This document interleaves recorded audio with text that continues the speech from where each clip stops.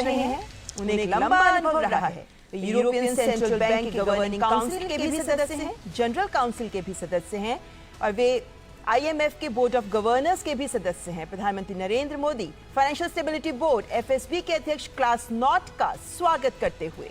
और FSB बहुत important इसलिए क्योंकि IMF के साथ मिलकर के इन्होंने सिंथेसिस पेपर तैयार किया है। भारत ने जो अपनी प्रेसिडेंसी में क्रिप्टो को रेगुलेशन को लेकर के प्राथमिकता दिखाई, उस पर काफी इंपॉर्टेंट। और इस वक्त अंतर्राष्ट्रीय श्रम संगठन ILO के डायरेक्टर जनरल गिलबर्ट F. हांगबो, जिनका प्रवेश हो चुका है, वे ILO के 11वें डायरेक्टर जनरल हैं और वे पहले अफ्रीका महाद्वीप के नागरिक हैं जिन्हें ये पद मिला है। 2022 से ही वे इस पद पर आसीन हैं। अंतर्राष्ट्रीय श्रम संगठन के डायरेक्टर जनरल गिलबर्ट F. हांगबो का स्वागत करते हुए प्रधानमंत्री नरेंद्र मोदी, और ये हैंडशेक बहुत कुछ बयां करता है। और G20 की अध्यक्षता में मिनिस्ट्रियल कम्युनिके और आउटकम डॉक्यूमेंट जो कि लेबर पर है, उसको भी स्वीकार किया गया है। अंतर्राष्ट्रीय मुद्रा कोष IMF की मैनेजिंग डायरेक्टर क्रिस्टालिना जॉर्जिवा, जो वर्ल्ड बैंक की CEO भी रह चुकी हैं और 3 महीने के लिए इंटरिम प्रेसिडेंट भी वर्ल्ड बैंक ग्रुप की रह चुकी हैं। और कल हमने देखा कि जब इनका आगमन हुआ था हवाई अड्डे पर, तो भारत की संस्कृति को देख वे बेहद आनंदित हो रही थी, स्वयं भी नृत्य में जुड़ रही थी। और इसी जोश और उत्साह के साथ अंतर्राष्ट्रीय मुद्रा कोष की मैनेजिंग डायरेक्टर क्रिस्टालिना जॉर्जिवा का प्रवेश भारत मंडपम में। और बड़ा ही इंपॉर्टेंट स्टेटमेंट इन्होंने दिया कल ही कि इंडिया जो है एक शाइनिंग एग्जांपल है in a world of facing many uncertainties and the robust economic growth is primarily rooted in the significant structural reforms that India have overtaken। प्रधानमंत्री नरेंद्र मोदी IMF के चीफ का स्वागत करते हुए और IMF की अध्यक्षता में बहुत सारे मुद्दों पर मंथन हुआ और भारत की प्रेसिडेंसी की जो प्राथमिकताएं हैं, IMF ने खुल करके उनका स्वागत किया और प्रेसिडेंसी को पूरा समर्थन IMF ने जताया है। IMF के कई सारे सिंथेसिस पेपर भी G20 लीडर्स की समीक्षा के लिए पहुंच चुके हैं। तो विभिन्न राष्ट्राध्यक्षों का पहुंचना जारी। संयुक्त राष्ट्र के सेक्रेटरी जनरल एंटोनियो गुटेरेस, जो इससे पहले United Nations high commissioner for refugees के कमिश्नर भी रह चुके हैं। 10 साल तक वे वंचित और संवेदनशील समूहों, उनके मुश्किलों को बहुत करीब से महसूस करते रहे हैं। ये ज्ञात रहे कि जब वो कमिश्नर फॉर रेफ्यूजीज थे, उस वक्त सीरिया, इराक, सूडान, यमन, इनके विस्थापितों का दर्द भी उन्होंने करीब से देखा है। वे पुर्तगाल के प्रधानमंत्री भी रह चुके हैं और सेक्रेटरी जनरल के तौर पर उन्होंने कई महत्वपूर्ण कार्य किए हैं, कई महत्वपूर्ण शुरुआत की हैं। और G20 की अध्यक्षता के लिहाज से यह समझना जरूरी है कि कल ही उन्होंने बड़ा बयान दिया कि यूनाइटेड नेशंस में भी रिफॉर्म के लिए वो तैयार हैं। यूनाइटेड नेशंस के चीफ के तौर पर यह बड़ा बयान, भारत की प्रेसिडेंसी में आना और भारत की प्रेसिडेंसी को समर्थन देना, यूनाइटेड नेशंस की तरफ से एक बड़ा बयान। तो प्रधानमंत्री नरेंद्र मोदी इस वक्त सेक्रेटरी जनरल एंटोनियो गुटेरेस का स्वागत करते हुए।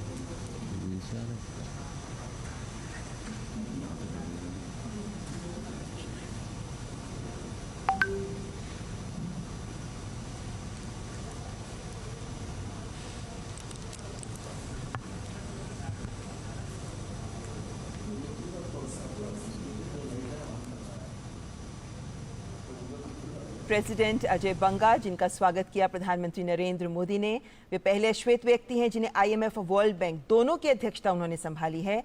और महत्वपूर्ण बात कि उनका बिजनेस वर्ल्ड में भी काफ़ी महत्वपूर्ण अनुभव रहा है, जिसके बाद वे फिलहाल वर्ल्ड बैंक के प्रेसिडेंट और इस वक्त विश्व स्वास्थ्य संगठन WHO के director general doctor Tedros Adhanom Ghebreyesus, पहले डायरेक्टर जनरल जो अफ्रीकन रीजन से WHO के डायरेक्टर जनरल बने।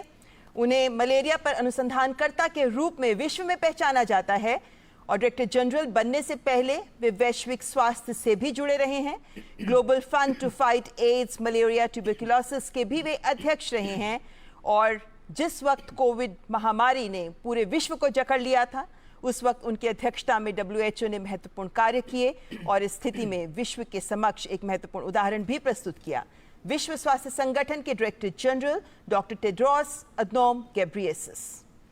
G20 की अध्यक्षता में वन हेल्थ अप्रोच पर एक बड़ा फोकस और WHO की इसमें बहुत ही महत्वपूर्ण भूमिका। वर्किंग ग्रुप की हम बात करें तो भारत की अध्यक्षता में global initiative on digital health, इसको अडॉप्ट किया गया है। वो लीडर्स के समिट के दौरान उसे रखा जाएगा और अगर उसको समर्थन मिलता है तो ये विश्व के स्वास्थ्य को और ज़्यादा समावेशी बनाने के लिए, और ज़्यादा एक्सेसिबल बनाने के लिए, और ज़्यादा अफोर्डेबल बनाने के लिए बहुत बड़े मील का पत्थर साबित होगा। प्रधानमंत्री नरेंद्र मोदी WHO के director general doctor Tedros Adhanom Ghebreyesus का स्वागत करते हुए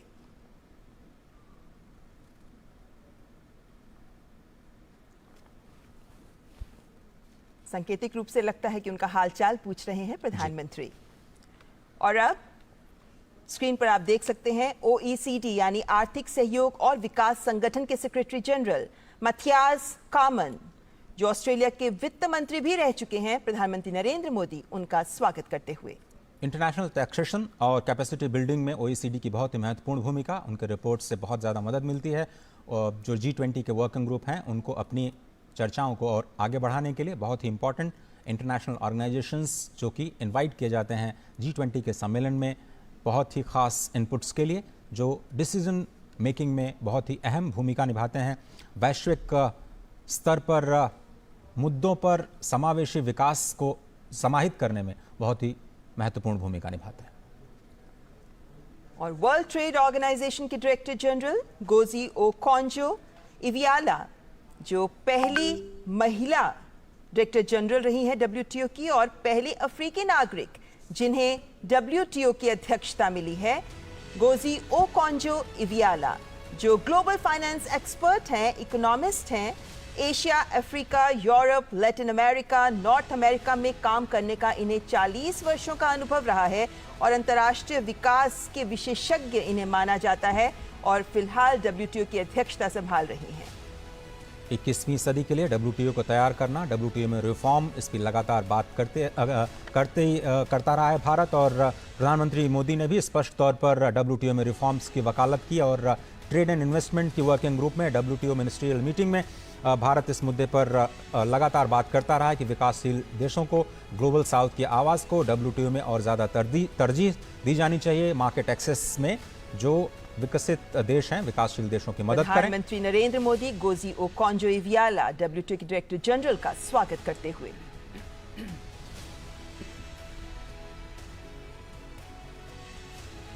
इस वक्त अंतर्राष्ट्रीय संगठनों के अध्यक्ष जिनका आगमन हो रहा है और अफ्रीकन यूनियन, अफ्रीकी संघ के अध्यक्ष, कोमोरोस के राष्ट्रपति अजाली असुमानी इस वक्त मंडपम में प्रवेश करते हुए अफ्रीकी संघ, जिसको इस शिखर सम्मेलन में सदस्यता मिल सकती है, प्रधानमंत्री नरेंद्र मोदी अफ्रीकी संघ के अध्यक्ष अजाली असुमानी का स्वागत करते हुए।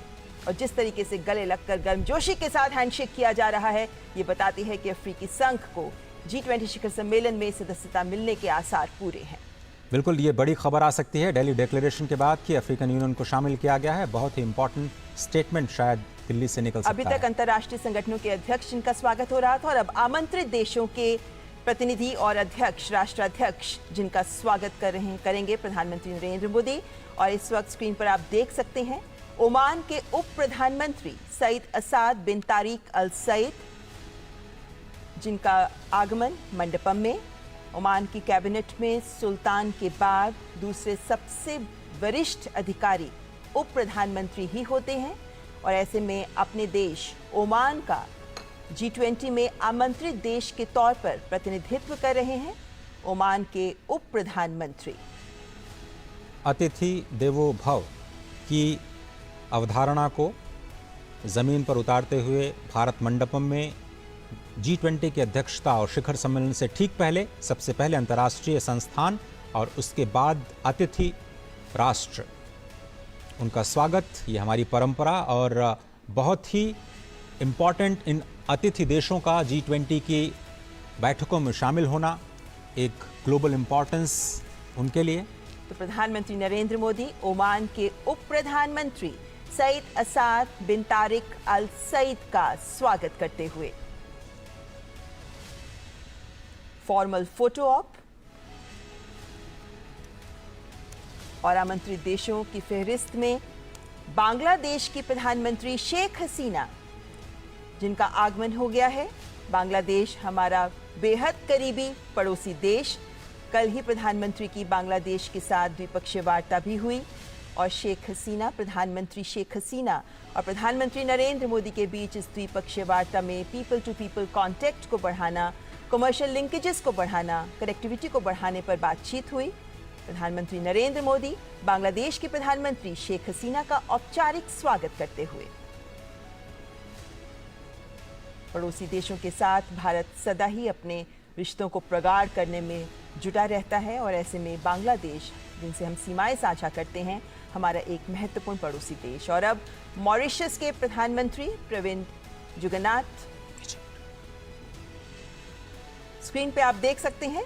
इजिप्ट के राष्ट्रपति अब्देल फतेह अल सीसी, इजिप्ट जहां पर भारत अपने बहुत ही करीबी रिश्ते साझा करता है और राष्ट्रपति अब्देल फतेह अल सीसी भारत के साथ अपने रिश्तों को प्रगाढ़ करने के लिए कई महत्वपूर्ण कदम उठा चुके हैं।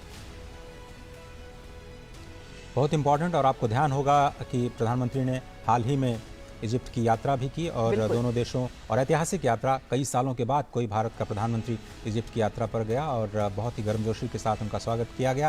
और मुझे लगता है कि वहीं पे इनविटेशन प्रधानमंत्री ने दिया और इस वक्त तस्वीरें आपकी स्क्रीन पर। प्रधानमंत्री नरेंद्र मोदी इजिप्ट के राष्ट्रपति अब्देल फतेह अल सीसी का स्वागत करते हुए हैंडशेक करते हुए।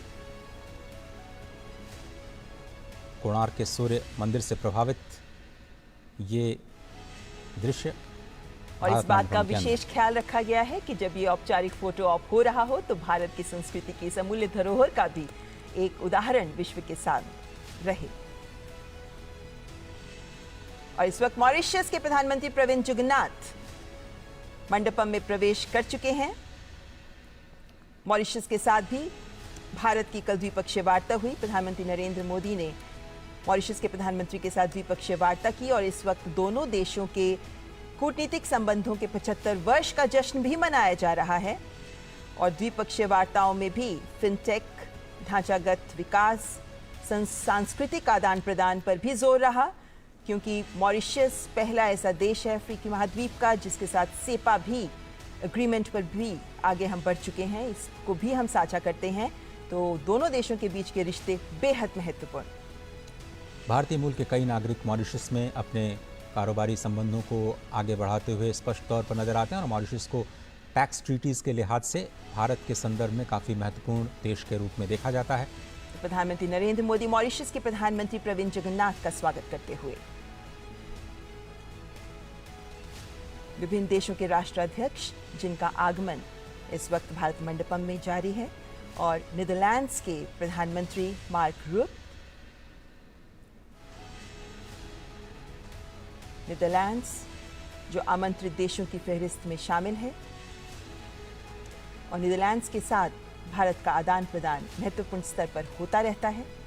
नीदरलैंड्स की जो वाटर मैनेजमेंट की प्रैक्टिसेस हैं, एग्रीकल्चर की प्रैक्टिसेस हैं, वो पूरी दुनिया के लिए एक मिसाल है। और राष्ट्रपति जब यहाँ की यात्रा पर थे तो बहुत सारे बायलैटरल्स के जरिए दोनों देशों के कारोबारी संबंधों को और मजबूत बनाने की कोशिश की गई थी। और नीदरलैंड्स के प्रधानमंत्री जिस मुस्कुराहट के साथ आगे बढ़े और गले लगकर प्रधानमंत्री के साथ उन्होंने गर्मजोशी से किया, उसके साथ देख सकते हैं कि दोनों देशों के संबंधों में जो गर्मजोशी है ये उसका उदाहरण प्रस्तुत करता है। तो प्रधानमंत्री नरेंद्र मोदी नीदरलैंड्स के प्रधानमंत्री मार्क रूट का स्वागत करते हुए,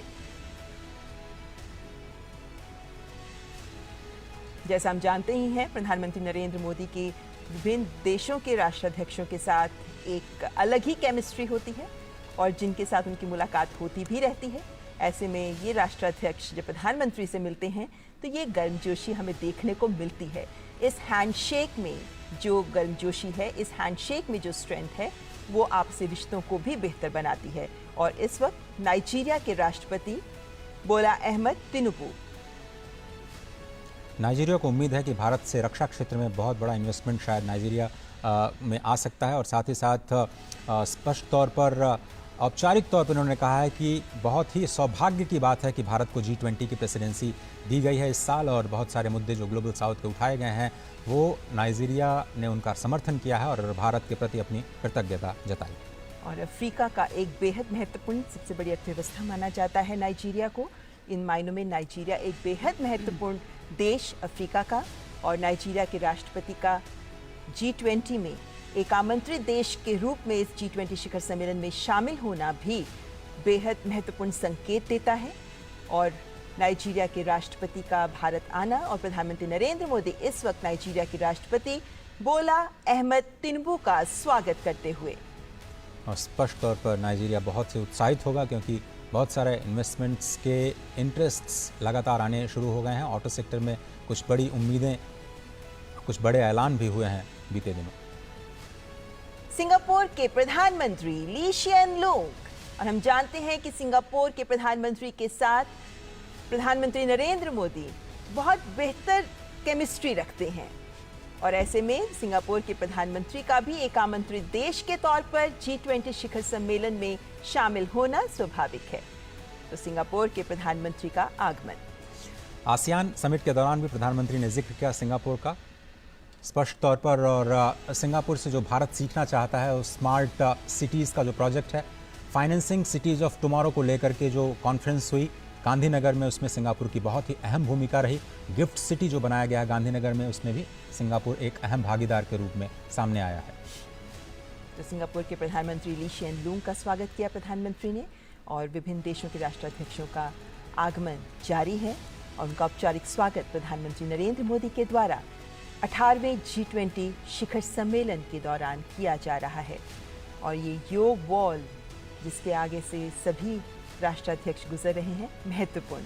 स्पेन के उपराष्ट्रपति नाडिया कैल्विनो सेंटामारिया,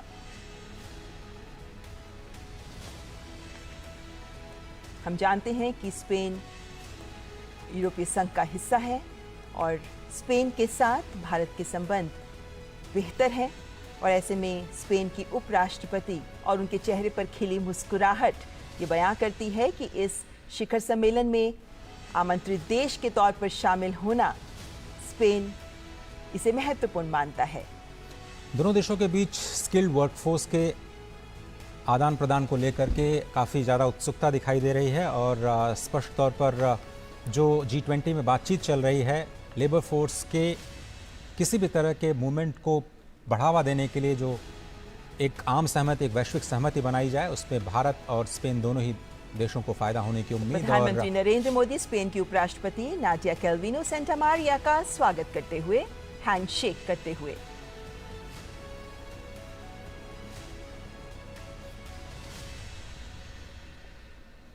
नौ आमंत्रित देश इस बार 18वें G20 शिखर सम्मेलन में भारत की ओर से विशेष रूप से आमंत्रित देश, जिनमें आखिरी देश है UAE, संयुक्त अरब अमीरात।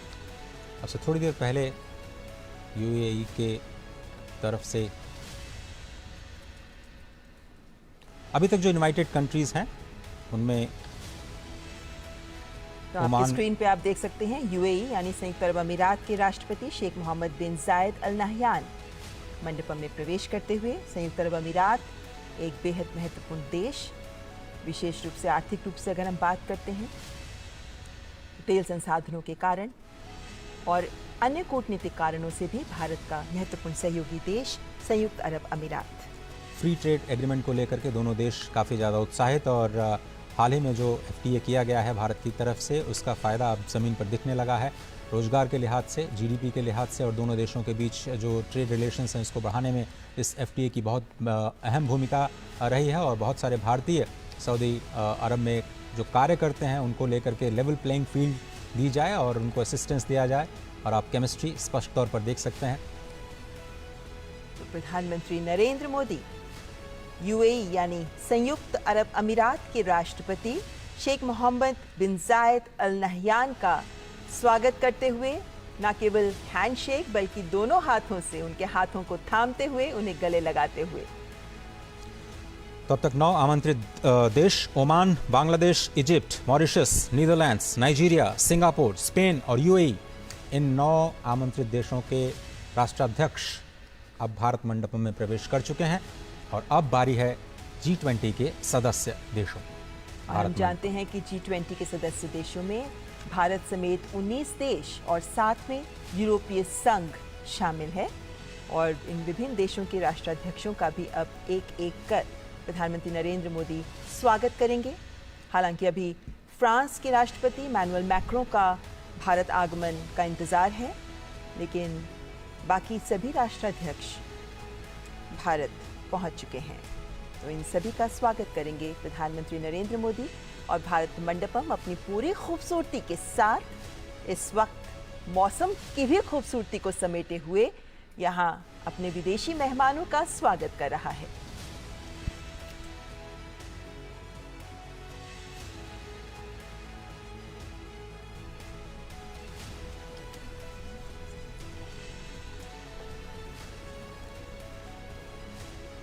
और G20 सदस्य देशों में सबसे पहले मेक्सिको के आर्थिक मामलों की मंत्री राकेल बुएनरोस्ट्रो सैंचेज। मेक्सिको को विकासशील देशों की एक सशक्त आवाज़ के रूप में देखा जाता है और एग्रीकल्चर को लेकर के जो वहाँ पे बेस्ट प्रैक्टिसेस हैं उनसे सीखने की कोशिश पूरी दुनिया करती रही है। एग्रीकल्चर वर्किंग ग्रुप में भी मेक्सिको की अहम भूमिका रही है। किस तरह से खाद्य सुरक्षा को लेकर के जो खाद की कीमतों में हमने उछाल देखा कोविड के दौरान, रशिया यूक्रेन क्राइसिस के दौरान, उसमें कैसे सभी लोग मिलकर के फूड सिक्योरिटी की जो समस्या है उस पर आम राय, आम सहमति बना पाएँ, उसमें मेक्सिको ने एक अहम योगदान दिया। और स्पष्ट तौर पर G20 के सदस्य देश के रूप में भारत और मेक्सिको के न केवल द्विपक्षीय संबंध बल्कि G20 के मंच पर भी इन दोनों देशों का एक विकासशील देश के तौर पर अपने विचारों को रखना काफ़ी अहम।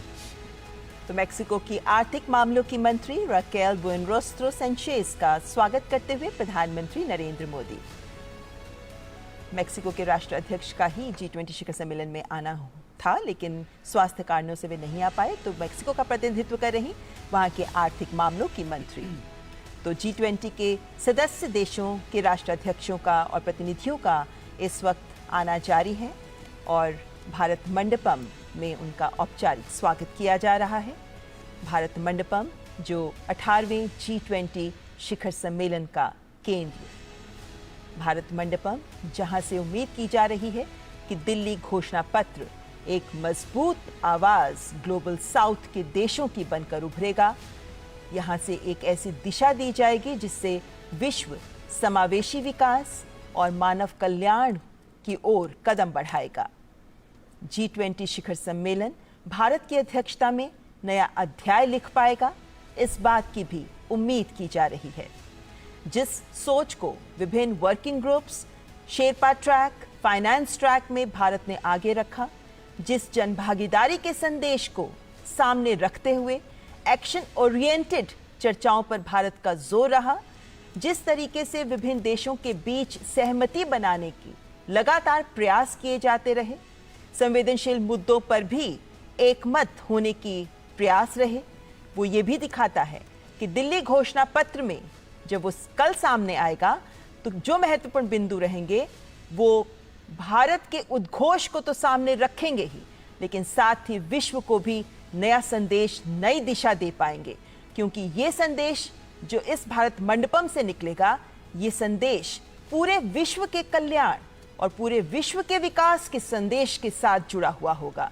वसुधैव कुटुंबकम, ये थीम एक सर्वसमावेशी थीम, तभी भारत एक पृथ्वी, एक कुटुंब, एक भविष्य की बात कर रहा है और इसीलिए इन्हीं विभिन्न मुद्दों पर सहमति बनाने के प्रयास इस भारत मंडपम में कुछ ही पलों बाद शुरू हो जाएंगे, जब औपचारिक स्वागत के बाद पहला सत्र एक पृथ्वी का आगाज होगा।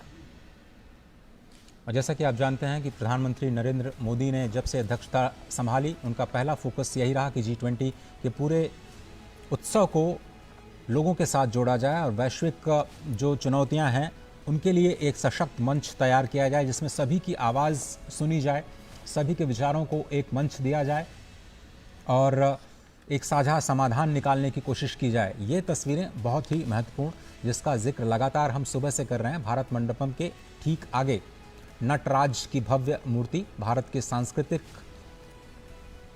उद्भव और जिसको हम कहते हैं कि सभ्यता और संस्कृति की एक पावन धारा के रूप में जो भारत अपने आप को, भारत जिसका नाम ही है कि जहां पर लोग ज्ञान प्राप्त करने में प्रयासरत रहते हैं, और इसीलिए भारत मंडपम इस शब्द को भी बार बार रेखांकित करने का प्रयास किया जा रहा है। ये भव्य और दिव्य तस्वीरें आपको प्रगति मैदान में स्थित नए भारत मंडपम से सीधे हम आपके लिए खास तौर पर लेकर के आए हैं, जहां पर अब से थोड़ी ही देर बाद G20 शिखर सम्मेलन 2023 भारत की अध्यक्षता में शिखर सम्मेलन यानी लीडर्स अब दिल्ली डिक्लेरेशन पर अपनी अंतिम मुहर लगाएंगे। कौन से मुद्दे, कौन सी प्राथमिकताएं जो भारत ने रखी, जिन पर वैश्विक सहमति बनती है, पूरी दुनिया की निगाहें इस वक्त टिकी हुई हैं, क्योंकि प्राथमिकताएं बहुत बड़ी भारत की ओर से। अर्जेंटीना के राष्ट्रपति एल्बर्टो फर्नांडिस 2018 में जब अर्जेंटीना ने G20 की अध्यक्षता की तो उस वक्त फूड सिक्योरिटी को एक मुद्दा बनाया।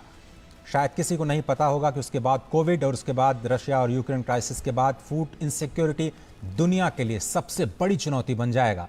लेकिन आज भारत ने जबरदस्त लीडरशिप का परिचय दिया। Fuel crisis, food crisis, fertiliser crisis, 3F की जो क्राइसिस है उसको सेंटर में रखते हुए वार्ताओं के जरिए कैसे इस संकट का एक साझा हल निकाला जाए, पुरजोर कोशिश की भारत ने अपनी ओर से। तो प्रधानमंत्री नरेंद्र मोदी अर्जेंटीना के राष्ट्रपति एल्बर्टो फर्नांडिस का स्वागत करते हुए, अर्जेंटीना जो भारत के साथ कई विभिन्न समूहों में मंच साझा करता है, और इस वक्त G20 शिखर सम्मेलन में प्रधानमंत्री नरेंद्र मोदी अर्जेंटीना के राष्ट्रपति का स्वागत करते हुए, अर्जेंटीना जिसके साथ हमारा व्यापार कई उत्पाद के तहत आगे बढ़ता है, और इस वक्त ऑस्ट्रेलिया के प्रधानमंत्री Anthony Norman Albanese sustainable, balanced and inclusive global economic growth के लिए ऑस्ट्रेलिया की आवाज बहुत ही महत्वपूर्ण। ऑस्ट्रेलिया ने एक ओपन ग्लोबल इकोनॉमी और rule based multilateral trading system का समर्थन किया है, जिस पर भारत के प्रेसिडेंसी का सबसे बड़ा फोकस रहा है कि जो 20वीं सदी के संस्थान हैं उनको 21वीं सदी के लिए कैसे तैयार किया जाए। खुले तौर पर ऑस्ट्रेलिया ने समर्थन किया है कि जो रिफॉर्म्स हैं मल्टीलेटरल इंस्टीट्यूशंस का होना चाहिए, उस पर कई सारे पेपर्स आ चुके हैं। भारत की ओर से इंडिपेंडेंट एक्सपर्ट ग्रुप ने अपनी पहली रिपोर्ट भी सौंप दी है। दूसरी रिपोर्ट शायद अक्टूबर में आएगी, जिसका असर आने वाले दिनों में आपको प्रेसिडेंसी के दौरान दिखाई दे सकता है। एक बड़ी पहल ऑस्ट्रेलिया ने जिसका भरपूर समर्थन किया। प्रधानमंत्री नरेंद्र मोदी ऑस्ट्रेलिया के प्रधानमंत्री एंथनी नॉर्मन एल्बनीजी का स्वागत करते हुए,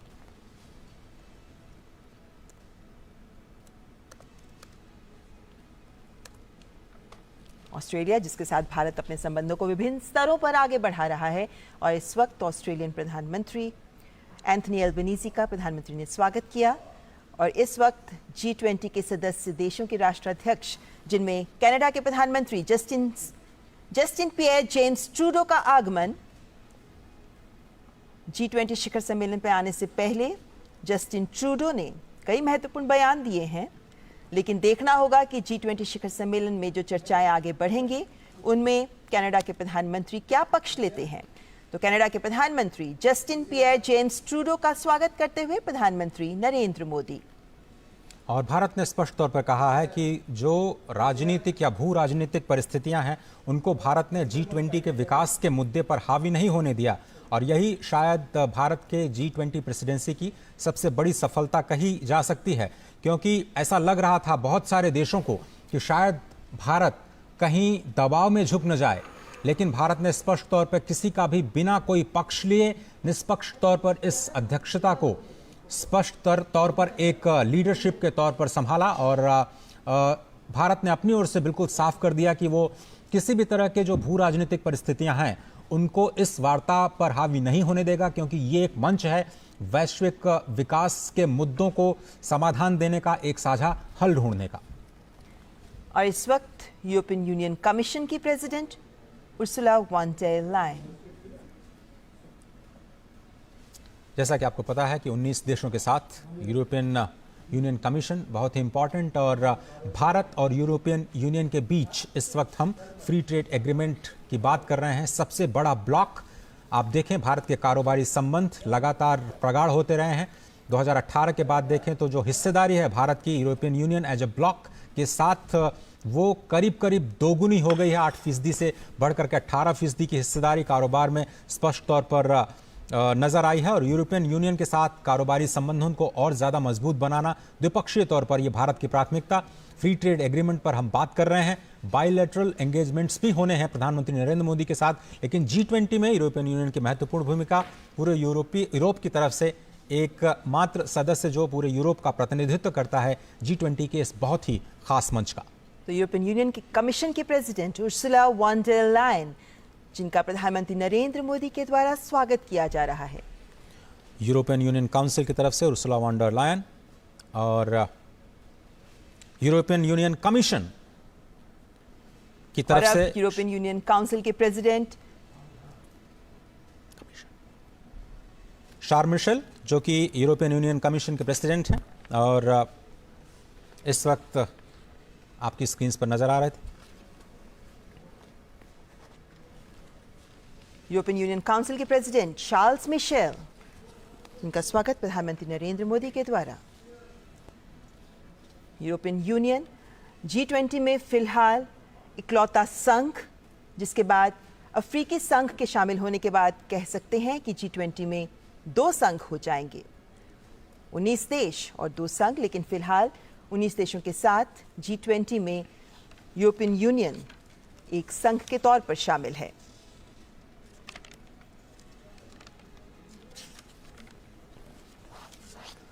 जैसा कि आपको पता है कि भारत की प्राथमिकताएं बहुत स्पष्ट हैं, इंक्लूसिव डेवलपमेंट को बढ़ावा देना है और ये G20 की प्राथमिकताओं में शामिल।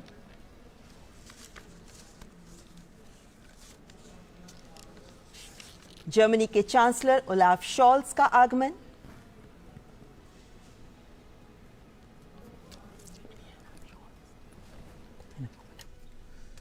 G7 में जर्मनी की बहुत महत्वपूर्ण भूमिका, और G7 के मंच पर जब प्रधानमंत्री नरेंद्र मोदी गए थे तो स्पष्ट तौर पर उनका भव्य स्वागत किया गया था। और वहां पर जो क्लाइमेट जस्टिस को लेकर के आवाज़ें उठी थी, उसको जर्मनी का भरपूर समर्थन मिला था। जर्मनी और भारत के बीच में पीपल टू पीपल कनेक्ट को लेकर के और ज़्यादा रिश्तों को मजबूत करना और साथ ही साथ द्विपक्षीय संबंधों को बढ़ावा देना, उस पर भी निगाह रहेगी। लेकिन G20 के मंच पर जर्मनी की बहुत ही खास भूमिका वैश्विक मुद्दों पर सहमति बनाने के लिहाज से। प्रधानमंत्री नरेंद्र मोदी जर्मनी के चांसलर ओलाफ शॉल्स का स्वागत करते हुए उनके स्वास्थ्य का हालचाल भी जानते हुए प्रधानमंत्री नरेंद्र मोदी अपनी ज़बरदस्त केमिस्ट्री के जरिए, और ये देखा जा सकता है कि जैसे WHO के डायरेक्टर जनरल, उनका भी थोड़ा स्वास्थ्य नासाज था, प्रधानमंत्री ने उनका भी स्वास्थ्य पूछा। लेकिन ये भी दिखाता है महत्व G20 शिखर सम्मेलन का, जहां विभिन्न राष्ट्राध्यक्षों और संगठनों के अध्यक्षों के द्वारा ये प्रयास किया गया है कि वे इसमें ज़रूर शिरकत करें, ज़रूर शामिल हों, क्योंकि इस वक्त का G20 शिखर सम्मेलन इस दौर में पूरा विश्व वक्त के उस मुहाने पर खड़ा है जब चुनौतियां बहुत भीषण हैं और चुनौतियां बहुत मुखर हैं। ऐसे में इस कठिन वक्त में विश्व को अगर आगे लेकर जाना है तो उसमें इस G20 शिखर सम्मेलन में लिए गए निर्णय महत्वपूर्ण भूमिका निभाएंगे।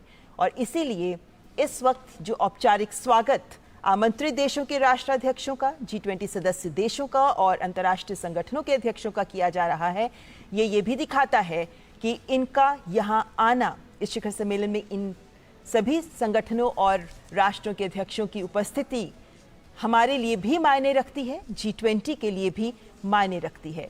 भारत मंडपम जो बेसब्री से प्रतीक्षा कर रहा है उन मेहमानों की जिनका भी आगमन का इंतजार है, और विभिन्न राष्ट्राध्यक्ष जो अब से कुछ ही देर बाद जब फॉर्मल सेशंस शुरू होंगे तो गंभीर समस्याएं विश्व के सामने जो उपस्थित हैं उन पर मंथन करेंगे, उन पर चिंतन करेंगे, ताकि इन चर्चाओं और इस विमर्श से कुछ ठोस नतीजे सामने आ सकें, ऐसे नतीजे जो एक्शन ओरिएंटेड हों, ताकि विभिन्न देश सामूहिक जिम्मेदारी निभाते हुए इन निर्णयों को लेकर आगे बढ़ सकें। सामूहिक जिम्मेदारी, सर्वसमावेशी विश्व के विकास की, सामूहिक जिम्मेदारी, वैश्विक चुनौतियों से निपटने की, सामूहिक जिम्मेदारी, वसुधैव कुटुंबकम के तहत एक पृथ्वी, एक कुटुंब, एक भविष्य के मंत्र को साकार करने की। और इस वक्त इटली की प्रधानमंत्री जॉर्जिया मेलोनी, जो इटली की पहली महिला प्रधानमंत्री हैं, मात्र 15 वर्ष की आयु में वे इटालियन सोशल मूवमेंट से जुड़ गई थीं। 21 वर्ष की आयु में ही वे रोम की काउंसलर चयनित हो गई थीं। 29 वर्ष की आयु में ही वे सांसद भी बन गई थीं और 2022 में ही उन्होंने इटली के प्रधानमंत्री पद को संभाला।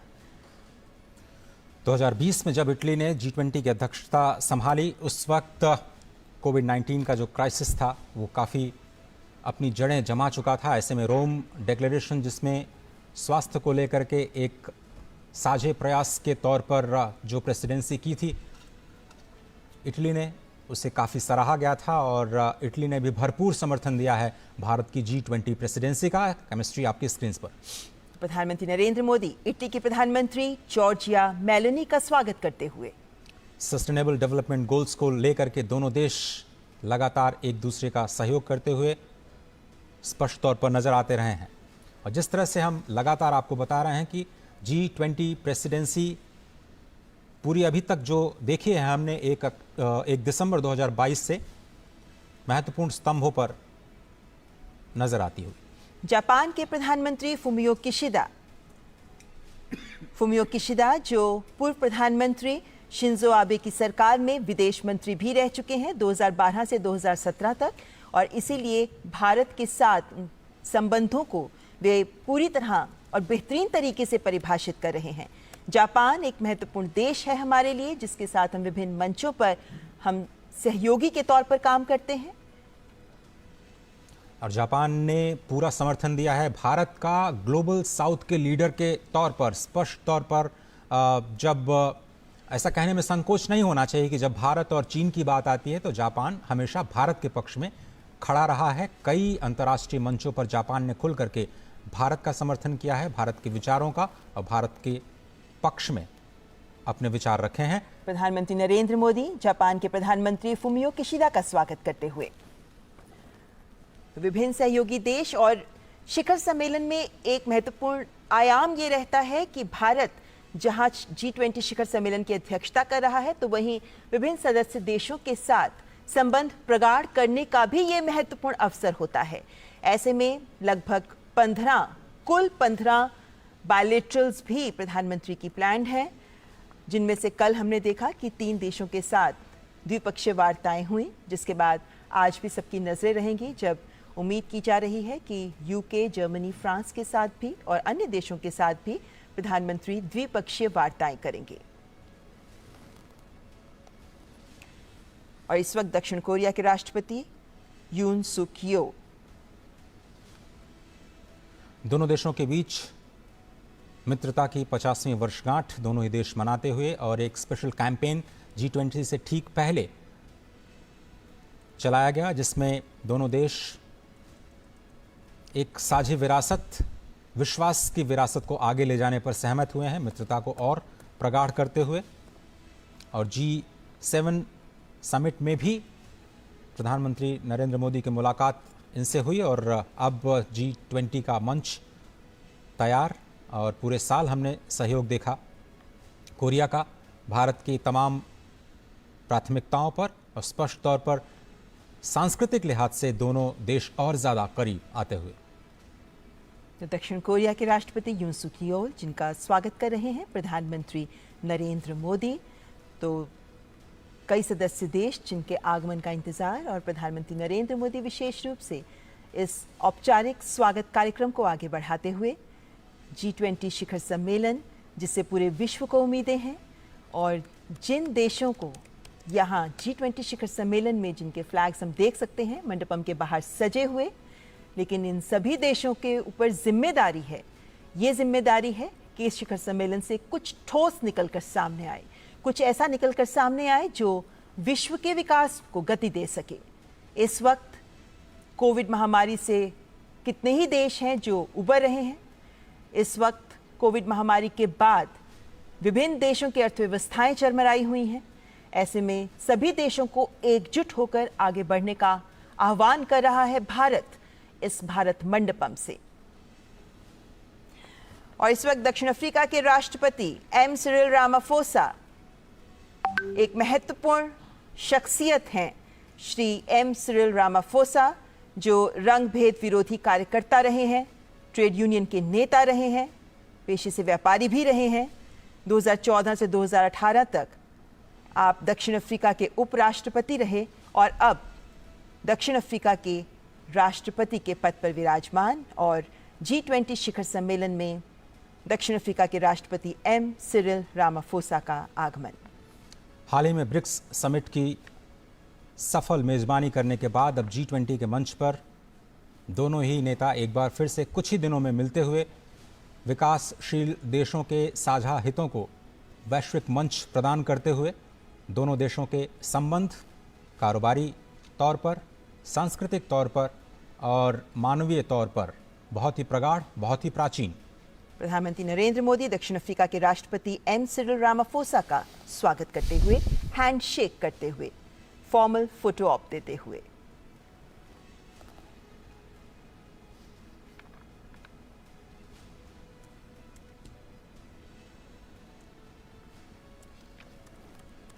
भारत मंडपम की खूबसूरती इस मौसम में देखते ही बनती है। विशेषकर रात के वक्त जब ये रोशनी से जगमगा उठता है, तब ये उम्मीद की जाती है कि ये रोशनी पूरे विश्व को रोशन करेगी। और ऐसे में आज जब मौसम भी बेहद सुहावना है, ये दिखाता है कि दिल्ली मौसम के साथ भी तैयार है अपने गणमान्य अतिथिगण का स्वागत करने के लिए।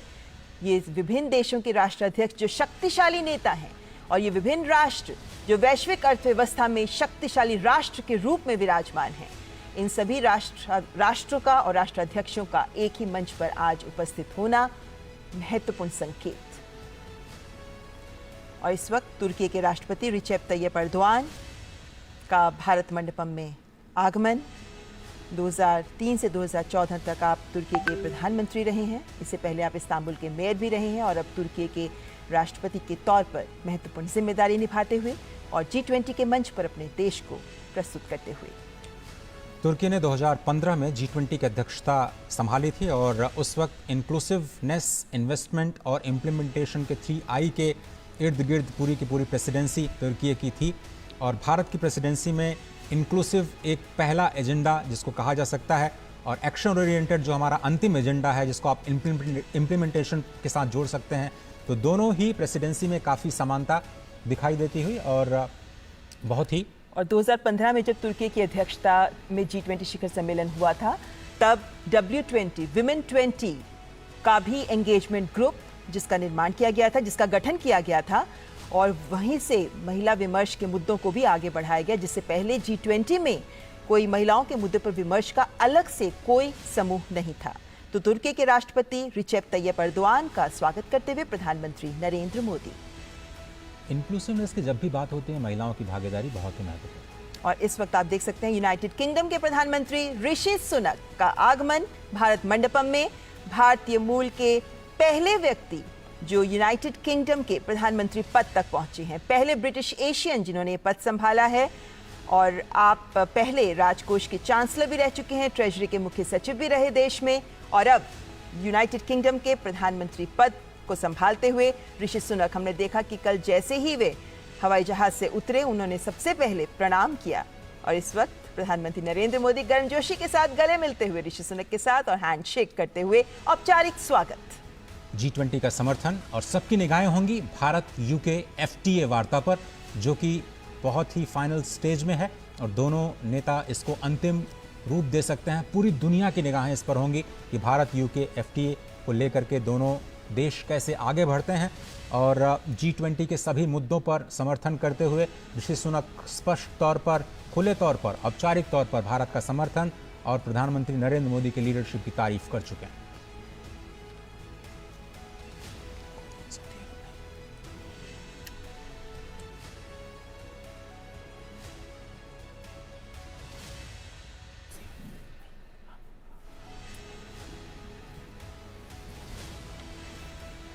रूस के विदेश मंत्री सर्गेई लावरोव का भी आगमन।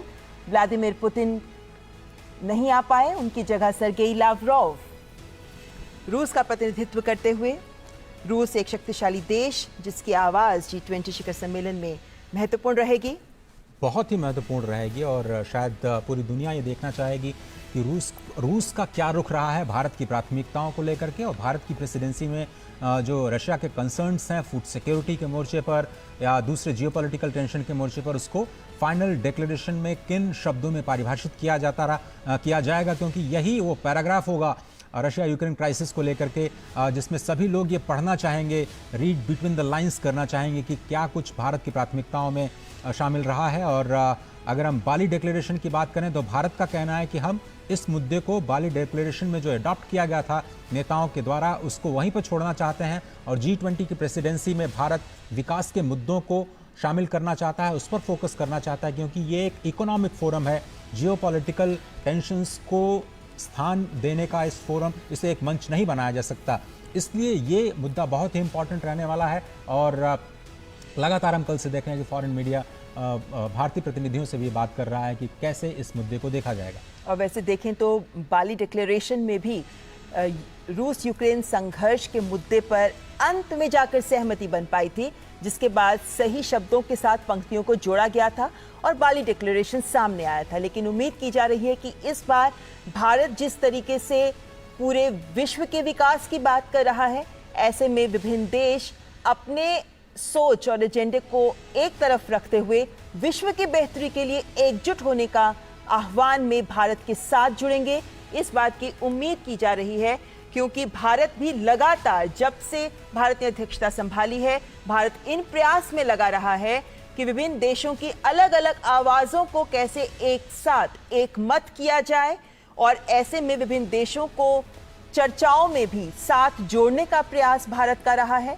और इस वक्त जाहिर है कि रूस के विदेश मंत्री क्योंकि पहुंच चुके हैं, उसके बाद जब चर्चाओं में वे शिरकत करेंगे तो रूस यूक्रेन संघर्ष का मुद्दा दिल्ली डिक्लेरेशन में किन शब्दों के साथ रखा जाता है, किस हद तक जगह मिल पाती है, उस पर सहमति बनाने पर भारत का और विभिन्न देश जो भारत के साथ इस मुहिम में जुटे हुए हैं कि इस दिल्ली डिक्लेरेशन को फाइनल किया जाए और सही तरीके से भारत विश्व के विकास को लेकर जो आवाज बुलंद कर रहा है, ग्लोबल साउथ के हितों को साथ लेकर आगे बढ़ने की बात कर रहा है, उसको साथ मिल सके और सार्थक तरीके से उसे दिल्ली घोषणा पत्र में शामिल किया जा सके, इसका प्रयास भारत तथा अन्य देश भी G20 शिखर सम्मेलन में कर रहे हैं। क्योंकि कहीं ना कहीं ये जिम्मेदारी सभी देशों पर आती है कि अपनी सोच, अपने स्वार्थ को दरकिनार करते हुए इस वक्त विश्व की बेहतरी के लिए, विश्व कल्याण के लिए सोचें और आगे बढ़ें, ताकि कुछ ठोस एक्शन ओरिएंटेड एजेंडे सामने आ सके।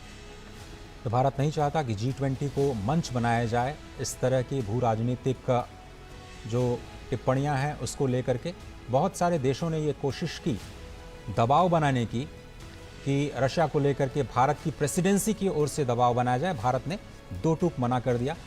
ये एक विकास से संबंधित मुद्दों पर विचार विमर्श करने का मंच है और इसको कूटनीतिक मसलों के लिए इस्तेमाल नहीं किया जा सकता और भारत कम से कम ऐसा नहीं करने देगा। बहुत सारे मुद्दों पर ज़रूर बात हुई और अंत तक ये मुद्दा हमने अपनी प्राथमिकता में शामिल रखा कि जो विकास के मुद्दे हैं वो कहीं पीछे न रह जाएं। और इस वक्त ट्रॉयका देशों के राष्ट्राध्यक्ष, जिनमें इंडोनेशिया के राष्ट्रपति जोको विदोदो का भारत मंडपम में आगमन, इंडोनेशिया जो पहले अध्यक्ष रहा है ट्रॉयका, यानी वे 3 देश ट्रॉयका में शामिल होते हैं जिससे अध्यक्षता भारत ने ली और जिसे भारत अध्यक्षता देगा, यानी ब्राजील। और इस वक्त इंडोनेशिया के राष्ट्रपति जोको विदोदो का आगमन हो चुका है। आसियान समिट के दौरान प्रधानमंत्री नरेंद्र मोदी ने इंडोनेशिया की अध्यक्षता का पूरा समर्थन किया और G20 के लिए समर्थन की बात की।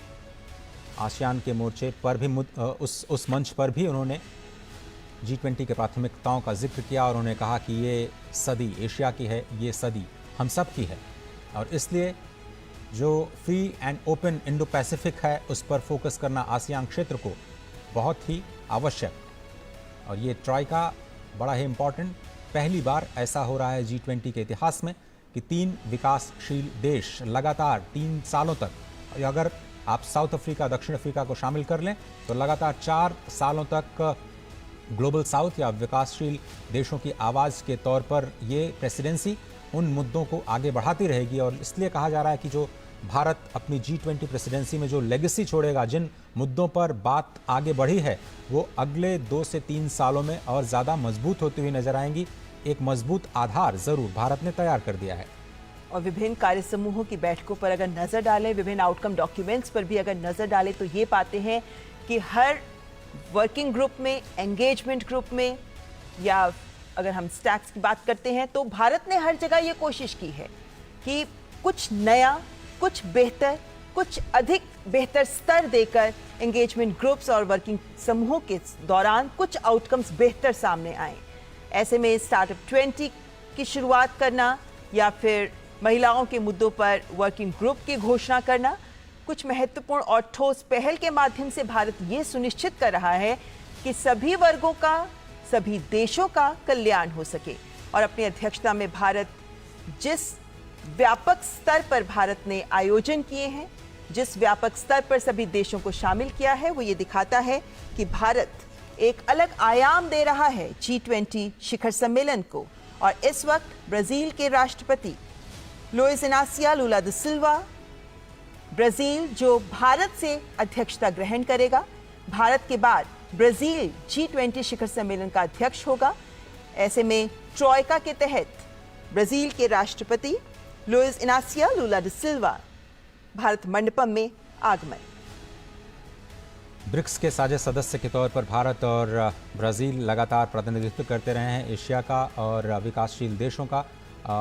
ब्रिक्स के मंच के ज़रिए ही दोनों देशों को एक सशक्त आवाज़ भी समझा जाता है विकासशील देशों की, और इसलिए कहा जा रहा है कि जो ट्रॉयका है बहुत ही इंपॉर्टेंट है। भारत से प्रेसिडेंसी अब ब्राज़ील को सौंपी जाएगी और कल शाम इसकी औपचारिक घोषणा की जाएगी। प्रधानमंत्री नरेंद्र मोदी ब्राज़ील को आधिकारिक तौर पर G20 2023-24 की अध्यक्षता सौंपेंगे। और इसके हालांकि ये सितंबर, यदि कल डिक्लेरेशन किया जाएगा, ट्रांसफ़र किया जाएगा प्रेसिडेंसी, उसके बाद भी भारत की ओर से काम जारी रहेगा 30 नवंबर तक। 1 दिसंबर से ऑफिशियली ये प्रेसिडेंसी जारी, और विकासशील देशों को, मुद्दों को प्राथमिकताओं के तौर पर ज़रूर शामिल किया जाएगा। पूरे विश्व को यही उम्मीद। तो ब्राजील के राष्ट्रपति लुइस इनासियो लुला दा सिल्वा का स्वागत करते हुए प्रधानमंत्री नरेंद्र मोदी। G20 शिखर सम्मेलन, जिससे कुछ ही पलों बाद पहले सत्र का औपचारिक आरंभ होगा, और उस पहले सत्र में वन अर्थ विषय है। और ऐसे में उम्मीद की जा रही है कि जिस एकात्मवाद की सोच के साथ भारत आगे बढ़ रहा है, जिस बंधुत्व की भावना को भारत आगे बढ़ा रहा है, वो भावना इन चर्चाओं के तहत निकलने वाले आउटकम में भी परिलक्षित होगी।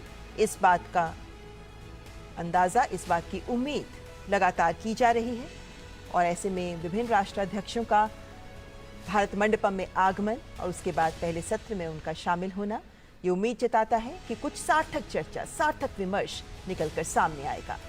हम जानते हैं कि शेरपा ट्रैक पहले ही विभिन्न बिंदुओं पर, विभिन्न मंचों पर, विभिन्न एंगेजमेंट ग्रुप्स और वर्किंग ग्रुप्स के सजेशंस, रिकमेंडेशंस को साथ लेकर डॉक्यूमेंट्स तैयार कर चुका है, जिस पर मुहर लगाएंगे विभिन्न राष्ट्राध्यक्ष।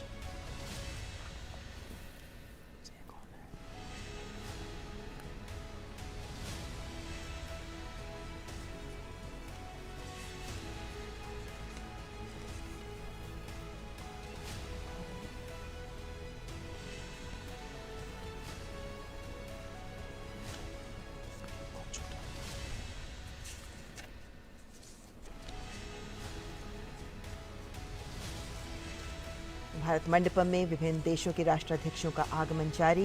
प्रधानमंत्री नरेंद्र मोदी कर रहे हैं औपचारिक स्वागत, और इस औपचारिक स्वागत के बाद, फोटो ऑप के बाद शुरुआत होगी पहले सत्र की।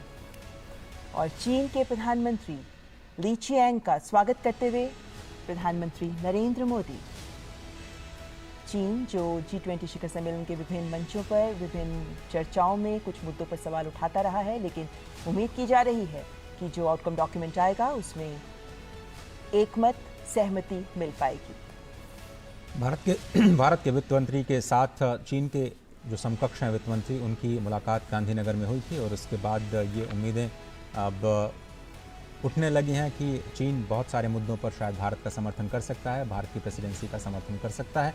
देखना होगा कि विकास के मुद्दों पर किस तरह से, फूड सिक्योरिटी के मुद्दे पर, डेट रेजोल्यूशन के मुद्दे पर चीन का क्या रुख रहता है और भारत की प्रेसिडेंसी में जो प्राथमिकताएं तय की गई हैं, चाहे वो मल्टीलेटरल इंस्टीट्यूशंस का रिफॉर्म हो या फिर सस्टेनेबल डेवलपमेंट गोल्स की समीक्षा करना हो, क्योंकि शायद वो सबसे बड़ी चुनौती है। 2030 तक प्रधानमंत्री मोदी ने कहा कि इस वक्त हम मध्य में खड़े हैं जब इसकी समीक्षा करना बहुत ज़रूरी है। किसी को पता नहीं था कि रशिया यूक्रेन क्राइसिस और कोविड जैसी दो संकटों से पूरी दुनिया का सामना होगा और उसका असर SDGs के जो लक्ष्य हैं उन पर स्पष्ट तौर पर दिखाई देगा। ऐसे में अब रिकवरी की तरफ वर्ल्ड का पूरे विश्व का फोकस जो है वो अब जाता हुआ और इस रिकवरी को कैसे और ज़्यादा स्ट्रांग बनाया जाए, कैसे इंक्लूसिव बनाया जाए, उस पर लगातार भारत की प्रेसिडेंसी ने काम किया है और उसका नतीजा आज और कल की लीडरशिप समिट के दौरान पूरी दुनिया को दिखाई देगा। इस वक्त जो 18वां G20 शिखर सम्मेलन का आयोजन हो रहा है, ये उस दौर में हो रहा है जब विश्व कोविड महामारी से बाहर निकल रहा है। बहुत से देश ऐसे हैं जो अभी कोविड महामारी से उबर रहे हैं। ऐसे में जो चुनौतियां सबके सामने हैं, खासतौर पर विकासशील देशों के सामने, हालांकि G20 हमेशा से एक आर्थिक मंच रहा है, लेकिन पिछले कुछ वर्षों में अन्य महत्वपूर्ण मुद्दे भी इसके साथ जुड़ गए हैं और उसी के चलते इस बार के G20 शिखर सम्मेलन को भारत ने नए आयाम देने का प्रयास किया है। और ये भारत मंडपम के दृश्य जो सीधे आप तक पहुंच रहे हैं, ये भारत मंडपम जिसमें अब से कुछ ही पलों के बाद, औपचारिक स्वागत के बाद कुछ ही पलों बाद पहले सत्र का शुभारंभ हो जाएगा और जिसमें गंभीर विमर्श, गंभीर चिंतन सामने आ सकता है। भारत इस वक्त इस बात को सुनिश्चित कर रहा है कि सभी देश एकजुट हों। ऐसे में जब पूरे विश्व में इस वक्त देखा जा रहा है कि सब अपने स्वार्थ, अपने विकास को लेकर आगे बढ़ रहे हैं, भारत ने एक आवाज बुलंद की कि विश्व को एकजुट होकर आगे बढ़ना होगा, तभी संपूर्ण विश्व का विकास हो पाएगा। जलवायु परिवर्तन की चुनौती हमारे सामने है, सतत विकास लक्ष्यों को 2030 तक हासिल करने की चुनौती हमारे सामने है। ऐसे में कोई भी देश अकेला इन लक्ष्यों को प्राप्त नहीं कर सकता। ऐसे में सभी को एक मत होकर एक पृथ्वी के लिए कार्य करना जरूरी है, क्योंकि सभी देश एक दूसरे से इंटरकनेक्टेड हैं, जुड़े हुए हैं। इसीलिए सभी देशों को एकजुट होकर, सबको एक साथ मिलकर एक कुटुंब की तरह निर्णय लेने होंगे और ठोस कार्य को आगे लेकर, लक्ष्यों को लेकर आगे बढ़ना होगा। तभी हम साझा भविष्य, एक भविष्य हासिल कर पाएंगे।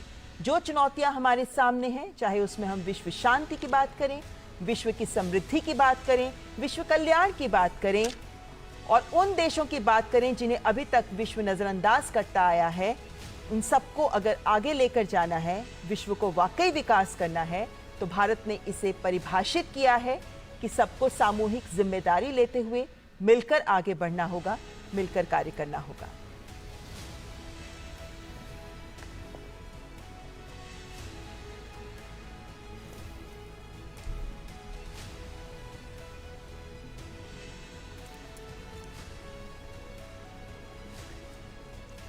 भारत मंडपम से सीधे तस्वीरें आप देख रहे हैं और औपचारिक स्वागत का कार्यक्रम अब समाप्त हो चुका है। G20 शिखर सम्मेलन 2023 अब अपने पहले सत्र की ओर धीरे धीरे कदम आगे बढ़ाता हुआ, जहां वन अर्थ पर चर्चा होनी है। पहले सत्र में 3 फोकस, 3 सत्र और फिलहाल जो देशों के राष्ट्राध्यक्षों का आगमन का इंतजार इस वक्त हो रहा है और भारत मंडपम में पहले सत्र के औपचारिक आरंभ से पहले प्रधानमंत्री नरेंद्र मोदी के द्वारा विभिन्न राष्ट्राध्यक्षों का औपचारिक स्वागत का सिलसिला जारी। स्टूडियो में इस वक्त अंशु जोशी जी हमारे साथ हैं, JNU की प्रोफेसर। बड़ा फोकस, भारत की जो अध्यक्षता है वो अब अंतिम चरण में आ चुकी है अंशु जी। लेकिन यहाँ से हम एक नए अध्याय की शुरुआत होते हुए देख रहे हैं। हम देख सकते पैमाने पर हमने ये आयोजन किया है। हमने 1 लाख से भी ज़्यादा जो प्रतिनिधि और विदेश से आए मेहमान हैं उनका इस अपने अध्यक्षता के 1 साल में यहाँ स्वागत किया। हमने अपने देश में 60 से भी अधिक शहरों में G20 की 220 से भी ज़्यादा मीटिंग्स का सफलतापूर्वक आयोजन किया। हमने इसमें नए लोग जोड़े। हमने जो पूरे विश्व से आए हुए मेहमान थे, जो विश्व के अलग अलग प्रतिनिधि थे, उन्हें अपनी जनता से जोड़ा। हमने गवर्नमेंट टू पीपल और पीपल टू पीपल कनेक्ट पे बढ़ावा दिया। इसे हमने अपनी अध्यक्षता में करके दिखाया। हमने G20 के मंच के विस्तार की बात की और मुझे लगता है एक बड़ा डेलिब्रेशन ये आ सकता है कि जो अफ्रीकी यूनियन है वो G20 का सदस्य बनाया जाए। अभी तक एक संगठन के रूप में यूरोपियन यूनियन G20 का एक परमानेंट सदस्य है। और हम ये भी देख सकते हैं कि किस तरह से हमने समावेशी विकास को लेकर, सतत विकास को लेकर, साझा विकास को लेकर न सिर्फ अपने यूनिलैटरल लेवल पे और बायलैटरल लेवल पे, हमने मल्टीलैटरल लेवल पर भी G20 के अध्यक्ष के रूप में अलग अलग सफल प्रयास किए। और अब मुझे लगता है कि आज और कल जो घोषणाएं होंगी, जो तमाम रिपोर्ट्स प्रस्तुत होंगी, जो राष्ट्राध्यक्ष अपने विचार प्रस्तुत करेंगे, उसमें हम भारत के इस महत्वपूर्ण योगदान को देख पाएंगे। क्योंकि भारत मंडपम में USA अमेरिका के राष्ट्रपति जो बाइडेन का आगमन हो चुका है। कल हमने देखा कि भारत और अमेरिका के बीच द्विपक्षीय वार्ता भी हुई और कल हमने ये भी देखा कि कैसे अमेरिका के राष्ट्रपति जब दिल्ली पहुंचे तो सबसे पहले वो सीधे प्रधानमंत्री के आवास गए और वहां उन्होंने प्रधानमंत्री नरेंद्र मोदी के साथ मुलाकात की और दोनों देशों के बीच जो वार्ता हुई उसके बाद कुछ ठोस परिणाम जो सामने आए, उसमें दोनों देशों के बीच के द्विपक्षीय संबंधों को जो पहलू परिभाषित करते हैं, जिसमें तकनीक भी शामिल है, जिसमें इनोवेशन भी शामिल है, जिसमें आर्थिक और व्यापार के मुद्दे भी शामिल हैं, इन्हें आगे बढ़ाने को लेकर प्रतिबद्धता दोबारा से जाहिर की गई। और ऐसे में G20 शिखर सम्मेलन से पहले भी अमेरिका की ओर से लगातार जो बयान आते रहे हैं वो ये दिखाते हैं कि G20 शिखर सम्मेलन में भारत जिस सोच को लेकर आगे बढ़ रहा है उसमें अमेरिका भारत का पूरा समर्थन कर रहा है। तो अमेरिका के राष्ट्रपति जोसेफ आर बाइडेन, जिनका भारत मंडपम में आगमन। और अमेरिका के पहले स्टेट विजिट के दौरान जिन मुद्दों की शुरुआत प्रधानमंत्री मोदी ने की थी उसको और आगे बढ़ाते हुए दोनों ही नेता अपने द्विपक्षीय वार्ता के दौरान और G20 के मंच पर भी जो वैश्विक मुद्दे हैं, भारत की प्राथमिकता के मुद्दे हैं, अमेरिका ने उनका खुल करके स्वागत किया है। मल्टीलेटरल एजेंसीज, इंस्टीट्यूशंस में रिफॉर्म्स के मुद्दे पर अमेरिका स्पष्ट तौर पर भारत का समर्थन करता हुआ नजर आया है। UNSC की स्थायी सदस्यता का भी अमेरिका ने खुले तौर पर समर्थन किया है और ये स्पष्ट तौर पर अमेरिका कहता आया है कि अगर दुनिया की ग्रोथ को सस्टेनेबल बनाना है तो भारत को नज़रअंदाज नहीं किया जा सकता। बदलते हुए परिदृश्य में दुनिया की सोच को बदलना ही होगा और दुनिया की सबसे पुरानी डेमोक्रेसी, दुनिया की सबसे बड़ी डेमोक्रेसी। और जब प्रधानमंत्री नरेंद्र मोदी अमेरिका गए थे तब भी हमने देखा कि किस तरीके से उनका स्वागत करते हुए राष्ट्रपति और फर्स्ट लेडी ने प्रधानमंत्री के दोनों तरफ से हाथ पकड़ के वे उन्हें अपने आवास के अंदर लेकर गए थे। और वो ये दिखाता है कि दोनों देशों के राष्ट्राध्यक्षों के बीच कितने मधुर, कितने करीबी संबंध हैं। और प्रधानमंत्री नरेंद्र मोदी इस वक्त पीछे चित्रित इस चित्र को राष्ट्रपति जो बाइडेन को एक्सप्लेन करते हुए कि इसके मायने क्या हैं। समय का चक्र हमेशा चलता रहता है।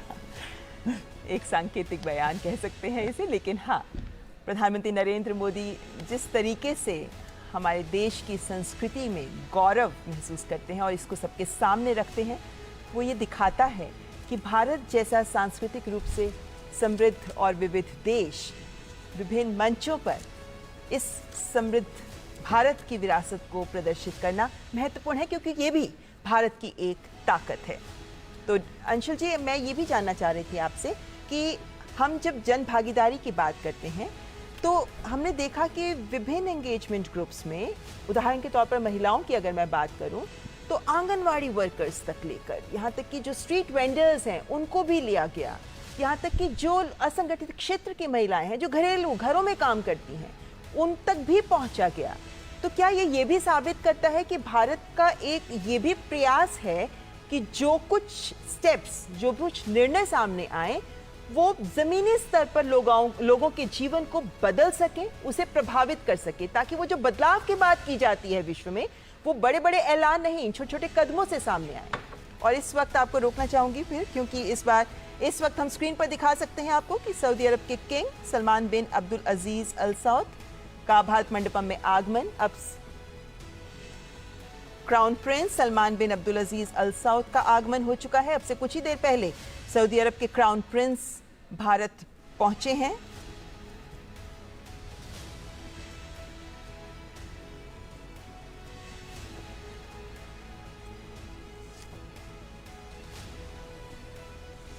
सऊदी अरब के क्राउन प्रिंस मोहम्मद बिन सलमान भारत मंडपम पहुंच चुके हैं और इस वक्त कुछ ही देर पहले हमने देखा कि उनका भारत में आगमन हुआ था और सऊदी अरब के क्राउन प्रिंस का स्वागत प्रधानमंत्री नरेंद्र मोदी के द्वारा किया जाएगा भारत मंडपम में। बहुत ही महत्वपूर्ण सदस्य G20 का सऊदी अरब, क्योंकि पूरी दुनिया में हम जो फ्यूल क्राइसिस देख रहे हैं उसमें उसको समाधान देने में सऊदी अरब की बहुत ही महत्वपूर्ण भूमिका रहती है और जो कच्चे तेल की कीमतें हैं पूरी दुनिया की अर्थव्यवस्थाओं को प्रभावित करती हैं। ऐसे में ये जो लीडरशिप दिखाई गई है सऊदी अरब की ओर से भारत के G20 के प्रेसिडेंसी के दौरान, तमाम वर्किंग ग्रुप्स के दौरान जो एनर्जी सिक्योरिटी का मुद्दा है उसमें एक बहुत ही मजबूत स्तंभ के रूप में सऊदी अरब ने एक महत्वपूर्ण भूमिका निभाई है और भारत के G20 का समर्थन किया। तो सऊदी अरब के क्राउन प्रिंस मोहम्मद बिन सलमान का प्रधानमंत्री नरेंद्र मोदी के द्वारा स्वागत करते हुए और इसी के साथ विभिन्न राष्ट्राध्यक्षों और अंतर्राष्ट्रीय संगठनों के अध्यक्षों का स्वागत का कार्यक्रम औपचारिक रूप से संपन्न हुआ, जिसके बाद अब प्रथम सत्र वन अर्थ की शुरुआत होगी और इस सत्र में पृथ्वी को लेकर कैसे विभिन्न देश महत्वपूर्ण कदम उठा सकते हैं, एक पृथ्वी, अपने पृथ्वी के संरक्षण को लेकर देश क्या कुछ कर सकते हैं। ऐसे में अभी तक विभिन्न कार्य समूहों में और एंगेजमेंट ग्रुप्स में जो बातें निकलकर सामने आई, जिसके आधार पर शेरपा ट्रैक में डॉक्यूमेंट तैयार किया गया, ऐसे में विभिन्न देश उस पर मंथन करेंगे ताकि कुछ ठोस नतीजे लेकर सामने आ सके।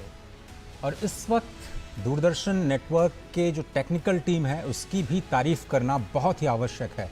आप देखें कि कितने कैमरा एंगल्स के